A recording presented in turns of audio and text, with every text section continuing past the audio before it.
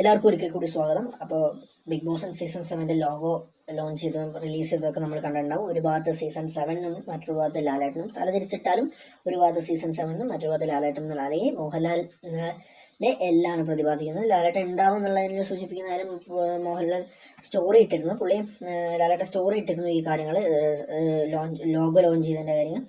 അതേമാതിരി നമ്മുടെ ചാനലിൽ വരുന്ന മിക്ക ആൾക്കാരും സബ്സ്ക്രൈബ് ചെയ്യാത്തവരാണ്. കൂടുതൽ പേരും വാച്ച് ചെയ്യുന്നത് സബ്സ്ക്രൈബ് ചെയ്യാത്തതാണ്. അപ്പോൾ എല്ലാവരും സബ്സ്ക്രൈബ് ചെയ്ത് വാച്ച് ചെയ്യുക, ലൈക്ക് ചെയ്യുക, നിങ്ങളുടെ വിലയിരുത്തങ്ങൾ താഴെ കമൻറ്റായി രേഖപ്പെടുത്തും. പിന്നീട് കാര്യങ്ങൾ പറയാനുള്ളതെന്ന് വെച്ചാൽ ബിഗ് ബോസ് ഒരു കോൺഫിഡൻഷ്യലായ പ്രോഗ്രാമാണ്. അതുകൊണ്ട് തന്നെ എല്ലാ കാര്യങ്ങളും മറ്റു ഓഡിഷൻ കണ്ടസ്റ്റൻസ് ഒന്നും അത്ര ഇതായിട്ട് ഇടുക തന്നെയില്ല.